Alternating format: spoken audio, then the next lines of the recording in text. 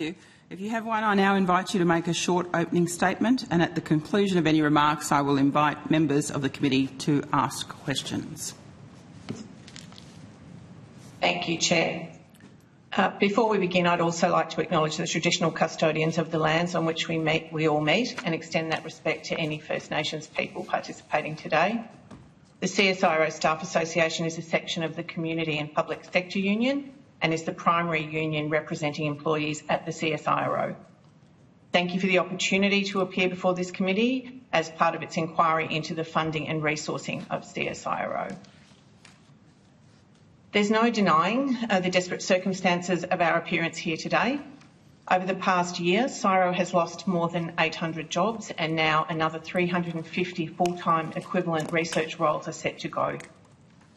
The scale of the cuts under the current government are set to surpass those made under the Abbott government. While the government's emergency MyInfo funding is very welcome, it's a once-off measure and does not address the CSIRO's long-term sustainability. Put simply, CSIRO is barely surviving and needs urgent help. Our submission was informed by a survey of more than 400 Staff Association members, which focused on the impact of recent CSIRO job cuts on research capacity, workforce morale and scientific infrastructure. CSIRO plays an irreplaceable role in delivering world-leading science and innovation that underpins Australia's prosperity, security and well-being. Urgent action is needed to protect CSIRO's capacity to deliver public good science and maintain Australia's global standing. This includes immediate funding to prevent job losses, investment in research capacity and long-term support to ensure financial sustainability, as well as improved organisational transparency and accountability. CSIRO has been responsible for some of the most important scientific innovations in Australia's history. Public investment in science and research is often what delivers innovation that lays the groundwork for commercial breakthroughs and increased productivity.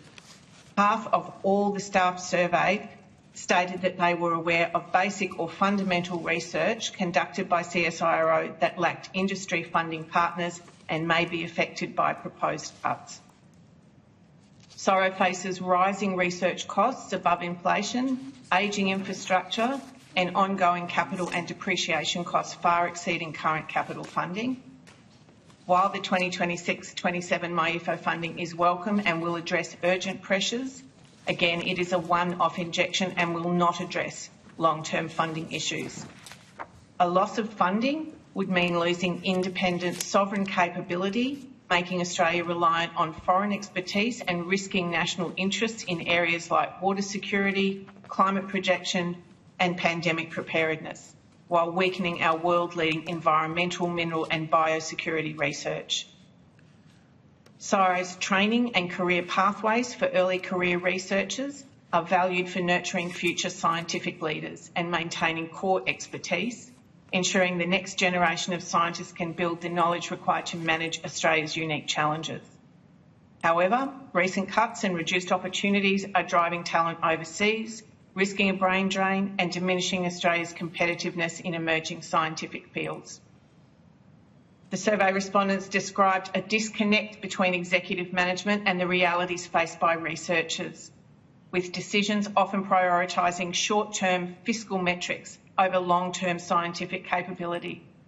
Over 66% of our survey respondents said they do not believe CSIRO leadership understands the importance of specific scientific work when allocating resources, while over 80% don't believe staff are genuinely consulted about priorities before decisions are made.